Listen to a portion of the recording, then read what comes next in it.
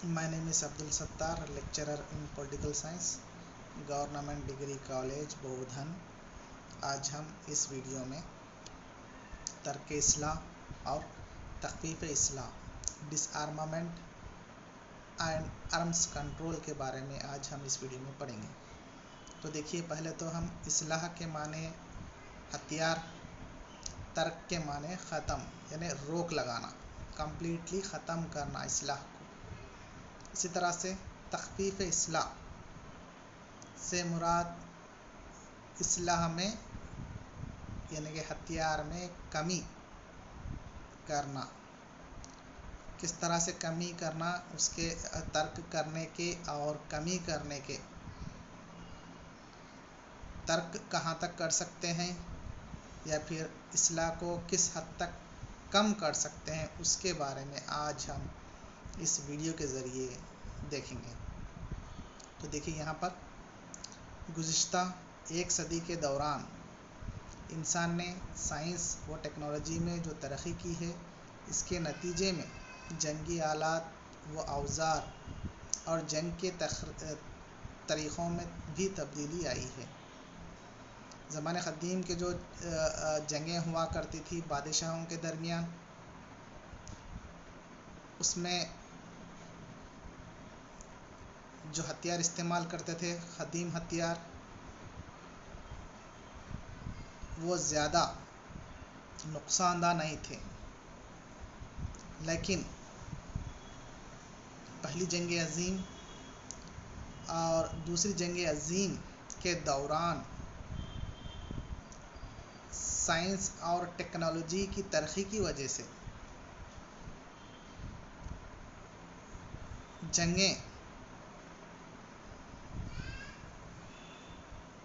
जंग के तरीक़ों में भी तब्दीली आई है, जिससे कुर्रे अर्ज़ पर इंसानियत के वजूद को ख़तरात लाहक़ हो गए हैं। बदलते वक्त के साथ नए नए आलात हर इंसानी वजूद के लिए मज़ीद ख़तरात पैदा करते जा रहे हैं। एक तरफ ममालिक अपनी सलामती व हिफाजत के नाम पर हथियार पैदा करते और ख़रीदते जा रहे हैं, तो दूसरी तरफ वही हथियार सलामती और बक़ा के लिए ख़तरात का बाअस बनते जा रहे हैं। यहाँ पर देखिए, इंसान जो नए नए हथियार अपनी सलामती व हिफाजत के लिए इस्लाम में इजाफ़ा करता चला जा रहा है, ताकि अपनी सलामती व हिफाजत के लिए, लेकिन वही सलामती व हिफाजत के लिए बनाए गए हथियार इंसानों के लिए, इंसानों की सलामती और बक़ा के लिए ख़तरनाक साबित हो रहे हैं। दूसरी जंग अज़ीम में ख़ुसूसन एटमी असलहा के इस्तेमाल से जो तबाही हुई है, इससे असलहा को तर्क करने और अमन के लिए मसाई जारी रखने की ज़रूरत पर इंसानी तवज्जो मरकूज़ हो गई। मजलिस अक़वाम और अक़वाम मुत्तहिदा दोनों बैनुल अक़वामी इदारे ने तर्क इस्लाह के लिए इक़दामात किए। तो देखिए, यहाँ पर पहली जंग अज़ीम और दूसरे जंग अज़ीम के बाद मजलिस बैनुल अक़वामी तंज़ीमें जो मजलिस अक़वाम मुत्तहिदा, league of nation and UNO ने बैनुल अक़वामी सतह पर ममालिक के दरमियान जो इस्लाह को तर्क करने के लिए कई तरह के इक़दामात किए हैं। इसी तरह से इस्लाह इंसानी ज़रूरियात का एक हिस्सा है। हर दौर में इंसान इनकी ज़रूरत महसूस किया है, लेकिन 20वीं सदी के तबाहकुन हथियारों ने तर्क इस्लाह की ज़रूरत व एहसास को उजागर किया है। सवाल ये है कि इंसान को हथियारों की ज़रूरत क्यों लाहक़ होती है। कई मुफ़क्किरीनों के मुताबिक इंसान की झगड़ालू फितरत हथियारों की मुत्तखाज़ी होती है, जबकि और कई मुफक्किरीन के मुताबिक इंसान हथियारों की मौजूदगी की वजह से जंग लड़ता है। चुनांचे हथियार ही ना हो तो जंग के इम्कानात भी ख़त्म हो जाते हैं, लेकिन ये ये ज़्यादा सही नहीं है। जंग हथियारों की वजह से नहीं होती, बल्कि इंसान जंग के लिए हथियारों को तैयार करता है। चूँकि जंग इंसानी ज़हन व दिमाग की पैदावार होती है, बहरकैफ जंग और हथियार एक दूसरे का लाज़मी है, और साइंसी तरक्की ने हथियारों को तबाहकुन शक्ल दे दी है। इसलिए आज तर्क इस्लाह की ज़रूरत को ज़्यादा महसूस किया जा रहा है, क्योंकि तबाहकुन हथियार आज की दौर के हिसाब से ममालिकों ने उसका ख़तरा आज दूसरी जंग अज़ीम के बाद से तर्क इस्लाह को कम करना, तर्क इस्लाह के वर्ड्स को अहमियत देते चले गए। इसकी अहमियत को समझे, तर्क इस्लाह की अहमियत को समझे, क्योंकि ममालिकों ने उस दौर में जंगें करते चले गए। पहली जंग अज़ीम, दूसरी जंग अज़ीम, इस तरह से जो है ना एक मुल्क दूसरे मुल्क से जंग करते करते जो है ना हालत इस तरह की आई कि सारे अवाम, सारे ममलिकतें, सारी ममालिक ने न्यूक्लियर इस्लाह को जो है ना बनाना शुरू किया, जिसकी वजह से न्यूक्लियर इस्लाह इतना ख़तरनाक होते हैं कि इंसानी बक़ा के लिए बहुत ही नुकसानदा होते हैं। तो दूसरी जंग अज़ीम के दौरान 16 जुलाई 1945 ईस्वी को अमेरिका दुनिया का पहला न्यूक्लियर तजुर्बा किया था। फिर 1949 में सोवियत यूनियन ने अपना न्यूक्लियर तजुर्बा किया। इसी तरह से 1953 में बरतानिया ने, इसी तरह से 1960 ईस्वी में फ्रांस ने, और 1964 ईस्वी में चीन ने न्यूक्लियर तजुर्बात किए। इसी तरह से 1974 ईस्वी में हिंदुस्तान के पहले न्यूक्लियर तजुर्बे के बाद पाकिस्तान ने भी न्यूक्लियर सलाहियत के हिस्सों में मुसलसिल लगा रहा, और बिल आखिर 1998 ईस्वी में वो भी न्यूक्लियर मुल्क बन गया।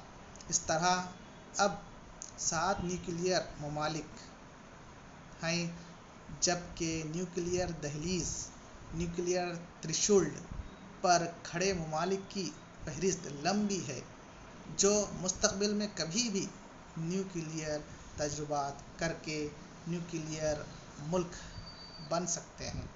इस बढ़ती हुई न्यूक्लियर इस्लाह के ममालिक की बढ़ती हुई तादाद ये बेचैनी पैदा करती है कि इंसानी ज़िंदगी के लिए ये बहुत ख़तरनाक हैं।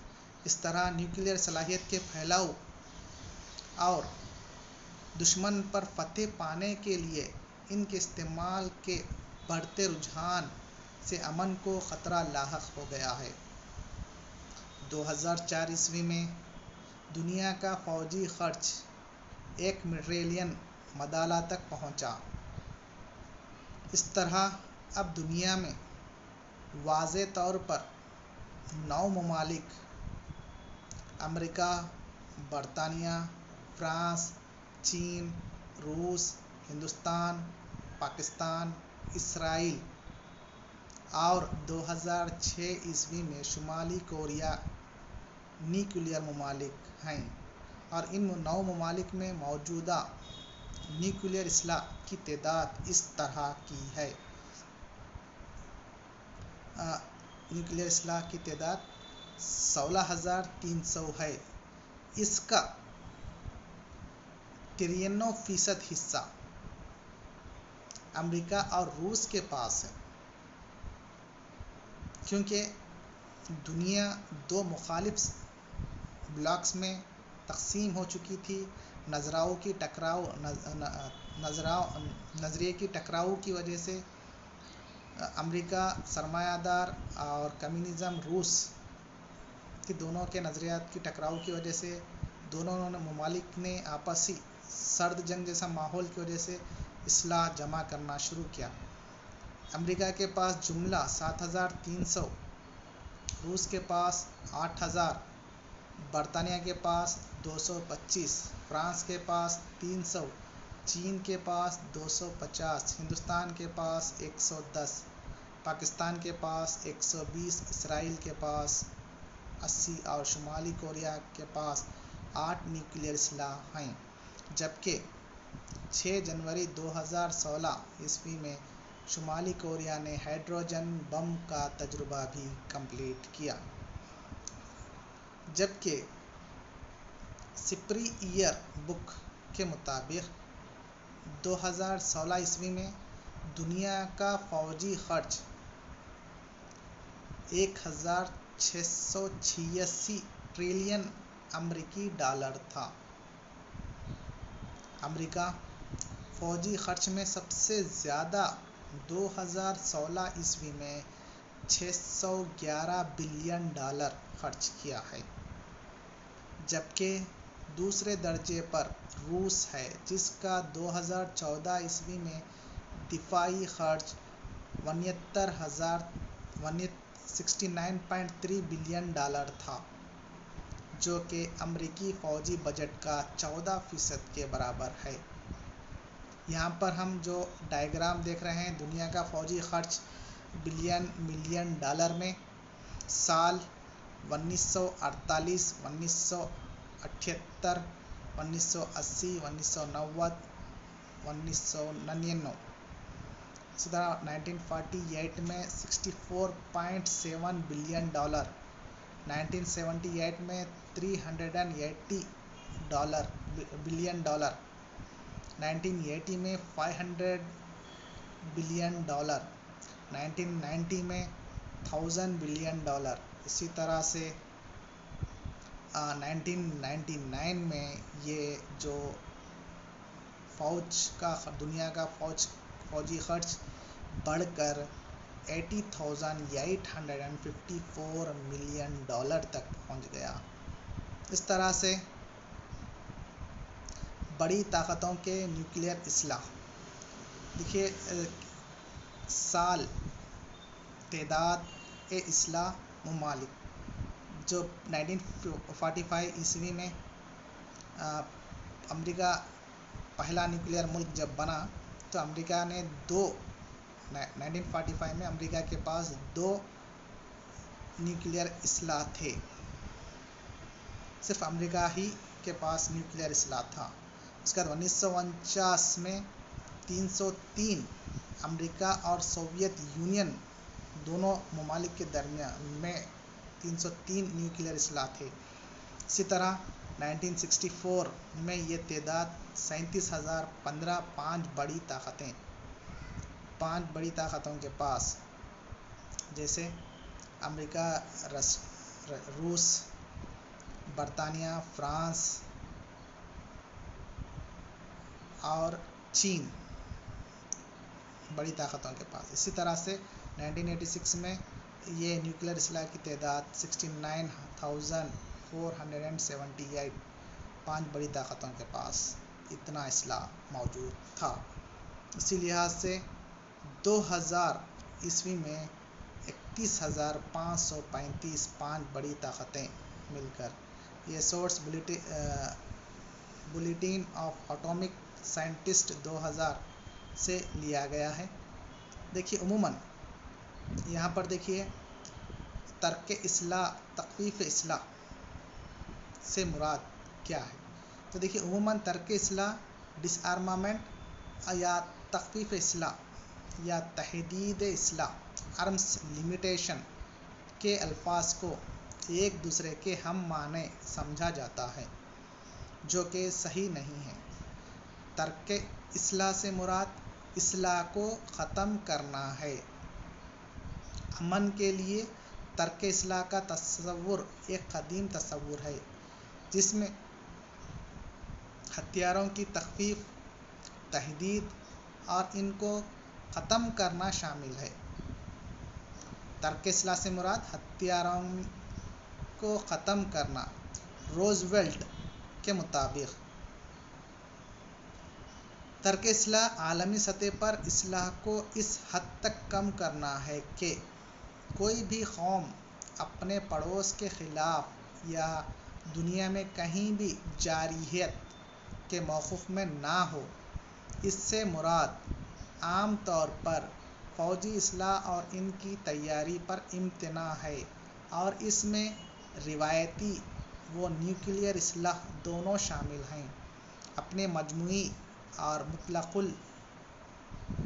معنوں میں ترک اصلاح سے مراد عالمی سطح پر تمام قسم کے اصلاح اور فوج کو ترک کرنا ہے۔ چنانچہ مارگنتاؤ کے مطابق ترک اصلاح سے مراد اصلاح کو ترک یا ختم کرنا ہے، جبکہ تخفیف اصلاح سے مراد فوجی استحکام کو حاصل کرنے کے لیے اصلاح کی دوڑ کو منضبط ریگولیٹ کرنا ہے۔ چنانچہ تخفیف اصلاح ایک وسیع پالیسی ہے جس کا مقصد اس اصلاح کی تیاری، تعیناتی، خرید و فروخت اور استعمال کو منضبط کرتا ہے۔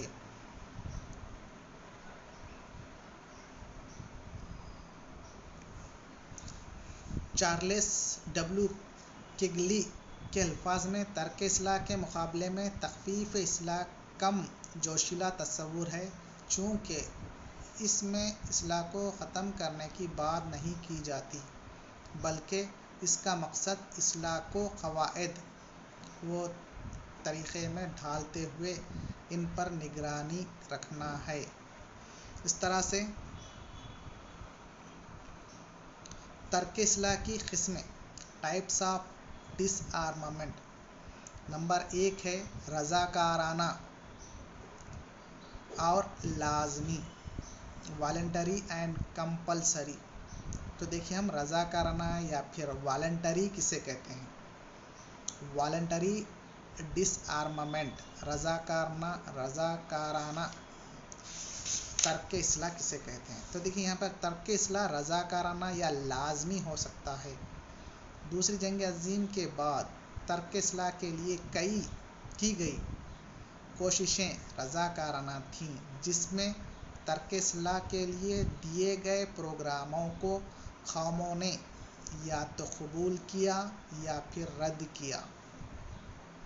ترک اصلاح سے متعلق سوویت پروگراموں کو امریکا اور امریکی پروگراموں کو سوویت یونین، یعنی کہ دو مخالف نظریات، امریکا سرمایہ دار policy, Soviet union communism policy. جب امریکا نے کسی ترک اصلاح کے اوپر بحث کی، کوئی پالیسی بنائی، تو اس کو سوویت یونین نے نہیں مانا، ریجیکٹ کیا۔ اسی طرح سوویت یونین نے کوئی پالیسی بنائی ترک اصلاح کے متعلق، تو امریکا نے اس کو ریجیکٹ کیا۔ جبکہ بعض معاملات میں ترک اصلاح لازمی ہو جاتا ہے، جیسے پہلی جنگ عظیم کے بعد۔ یہاں پر ہم لازمی ترک اصلاح، وہاں پر رضاکارانہ، کوئی ایکسیپٹ کر بھی سکتا ہے یا پھر ریجیکٹ بھی کر سکتا ہے، اس پر اوپر امپلیمنٹیشن کے لیے رولس اینڈ ریگولیشنز نہیں رہتے۔ جیسا کہ لازمی کے معنی کمپلسری اس پر عمل آوری کرنا پڑتا ہے۔ جیسے پہلی جنگ عظیم کے بعد 1919 عیسوی میں کیے گئے معاہدے ورسلس میں جرمن افواج اور اسلحہ کی تعداد کو گھٹا دیا گیا تھا۔ ورسلس معاہدہ جرمنی کے لیے لازمی ترک اسلحہ تھا۔ اس کی فوج کو، اس کے اسلحہ کو اتنا کم کیا گیا تھا کیونکہ پہلی جنگ عظیم کا سبب جرمنی کو سمجھا گیا، تو جرمنی کی اسلحہ کو اور فوج کو کمی لائی گئی، لازمی ترک اسلحہ۔ اسی طرح 1922 کے واشنگٹن معاہدے کے بعد امریکہ و برطانیہ نے جاپان کو ترک اسلحہ کے لیے مجبور کر دیا تھا۔ لازمی ترک اسلحہ کہلاتا ہے یہ۔ اسی طرح سے قسمی اور عددی، کوالیٹیٹیو اینڈ کوانٹیٹیو۔ قسمی ترک اسلحہ کا تعلق ایک خاص قسم کے اسلحہ کو ترک کرنے سے ہے، جسے P T B T, N P T, I N F, SALT معاہدات کا مقصد خصوصی نیوکلیئر اور تباہ کن قسم کے اسلحہ میں کمی کرنا تھا، جو انسانی زندگی کے لیے بے حد خطرناک اسلحہ تھے۔ اس کے لیے P T B T, N P T, I N F, SALT جیسے کمیشنز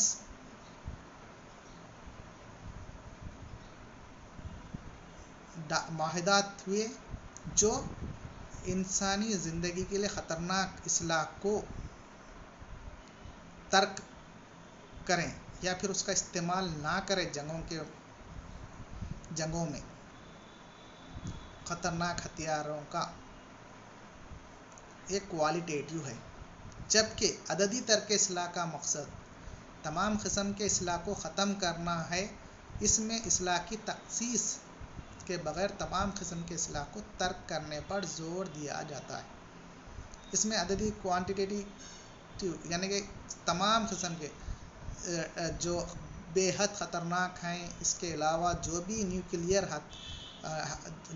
ہتھیار اسلحہ سمجھے جاتے ہیں، ان تمام کو ترک کرنا، سبھی اسلحہ کو ترک کرنا۔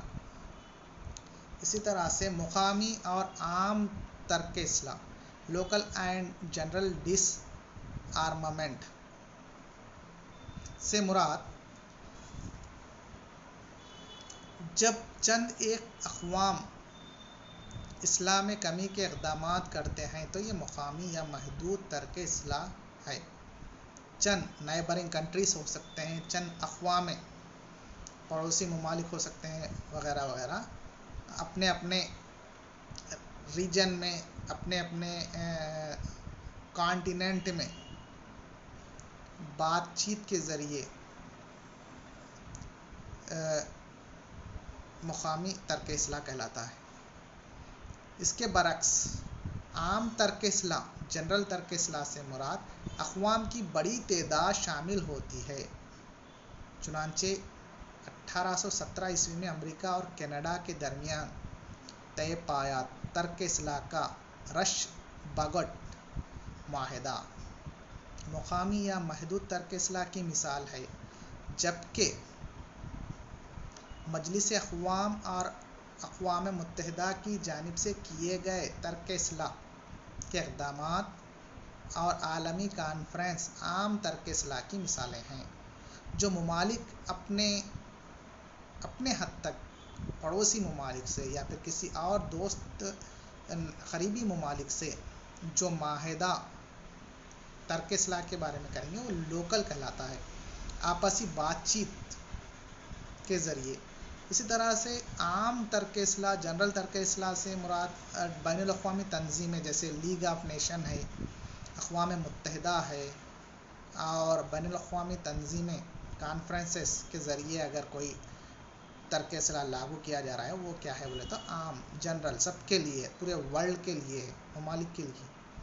اس طرح سے عمومی یا مکمل ترک اسلحہ کیا ہے؟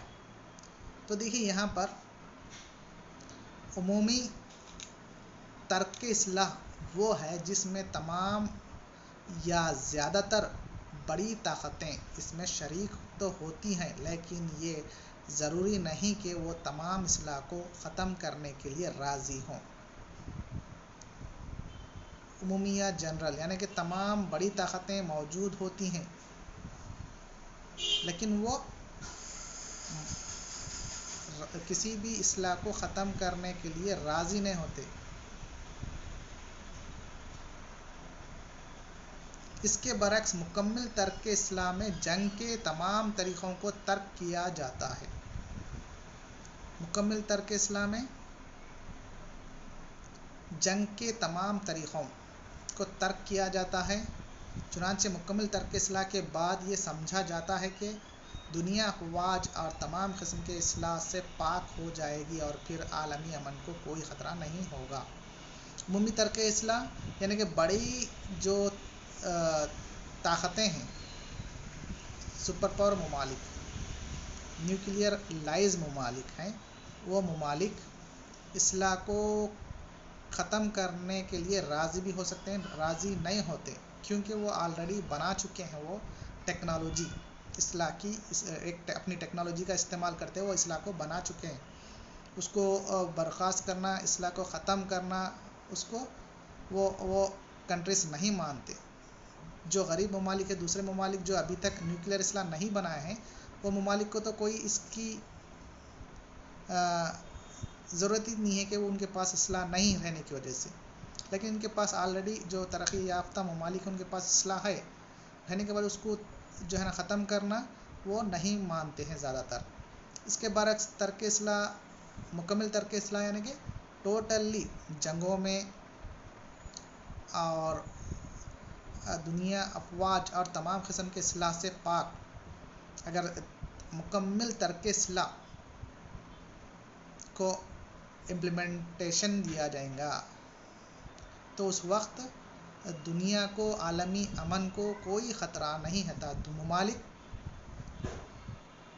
جو ہے نا، تمام ممالک ترقی کی راہ میں جو ہے نا ترقی کر سکتے ہیں، کیونکہ یہ تمام چیزیں جو اصلاح ہے، اصلاح جو ہے نا ایک بڑا اپوزیشن نیبرنگ کنٹریز سے بھی جو ہے نا ڈر پیدا کرتا ہے، جس کی وجہ سے ممالک تمام تر معیشت، ملک کی معیشت کو جو ہے نا اسلام میں خرچ کر دیتے ہیں، جس کی وجہ سے ملک کی ترقی رک جاتی ہے، صرف اور صرف ڈر کی وجہ سے۔ اسی طرح سے رسمی اور غیر رسمی ترک اصلاح، formal and informal dish armament.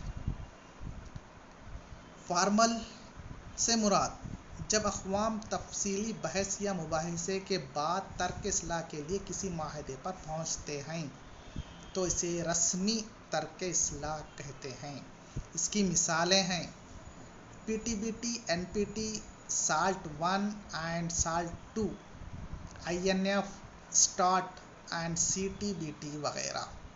یہ رسمی ترک اصلاح ہے۔ یہ رسمی ترک اصلاح اس لیے ہے جو بات چیت کے ذریعے بین الاقوامی سطح پر، اقوام متحدہ رہنے دیجیے وغیرہ، کوئی بھی رہنے دیجیے بین الاقوامی تنظیمیں، یہ رسمی طور پر جو انسانوں کے لیے جو خطرناک اصلاح ہے وہ ان کمیشنوں کے ذریعے اس کو ترک کرنے کی کوشش کرتے ہیں، اس اصلاح کے ان کمیشنوں کے ذریعے وغیرہ، سب رسمی ترک اصلاح کی مثالیں ہیں۔ لیکن غیر رسمی یا خود عائد کردہ سیلف امپوز ترک اصلاح سے مراد ہے، غیر رسمی ترک اصلاح سے مراد ہے کہ ممالک اصلاح رکھنے کے باوجود انہیں دشمن کے خلاف استعمال نہیں کرتے۔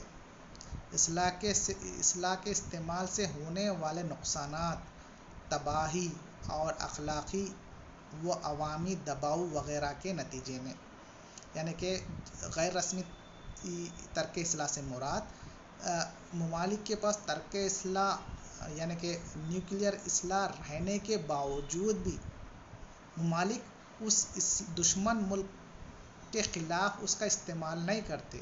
کیوں نہیں کرتے؟ کیونکہ اس کے پیچھے وجوہات کیا ہیں بولے تو ایک اخلاقی و عوامی دباؤ ہو سکتا ہے، یا پھر جو بھیانک نقصان ہو سکتا ہے عوام کا، وہاں دشمن ممالک کا بھی کیوں نہ ہونے دیجیے، اور جنگ جو ہے نا بہت تباہی مچا سکتی ہے دونوں ممالک کے لیے، اور عوام کا دباؤ بھی ہو سکتا ہے۔ یہ تمام چیزیں وجوہات ہیں غیر رسمی ترک اصلاح کی۔ وہ اپنے پاس موجود خطرناک اسلحہ کو استعمال کرنا نہیں چاہتے، چنانچہ دوسری جنگ عظیم کے دوران محوری طاقتیں اور اتحادی کوئی بھی خطرناک زہریلی گیس استعمال نہیں کیے۔ 1950 اور 1953 میں لڑی گئی جنگ کوریا کے دوران بھی مخالف فریقین نیوکلیئر اسلحہ حتیٰ کہ روایتی اسلحہ کے استعمال میں حد درجہ احتیاط سے کام لیے۔ 1991 میں خلیجی جنگ کے دوران بھی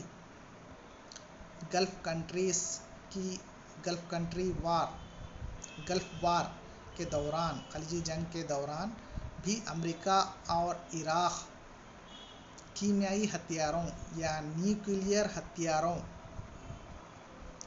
ہتھیاروں کا استعمال نہیں کیے، حالانکہ اس کا بڑا خدشہ تھا کہ نیوکلیئر ہتھیار دونوں ممالک کے پاس موجود تھا، لیکن رہنے کے باوجود بھی دونوں ممالک جنگ کے دوران کیمیائی ہتھیار یا پھر نیوکلیئر ہتھیاروں کا استعمال نہیں کیا۔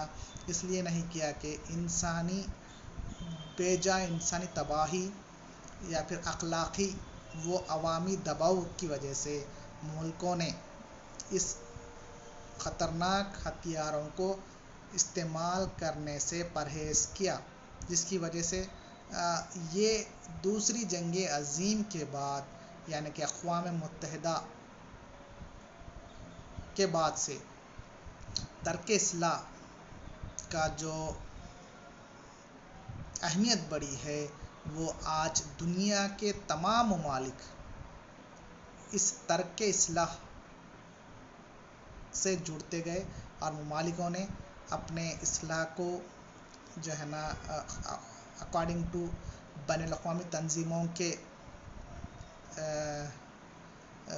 نظروں بین الاقوامی تنظیم اقوام متحدہ کے دیے گئے ہدایات پر اپنے اصلاح کو کنٹرول کرنے یا پھر ختم کرنے کے لیے بھی جو ہے نا بین الاقوامی تنظیم کوشش کر رہی ہے، اقدامات کر رہی ہے، جو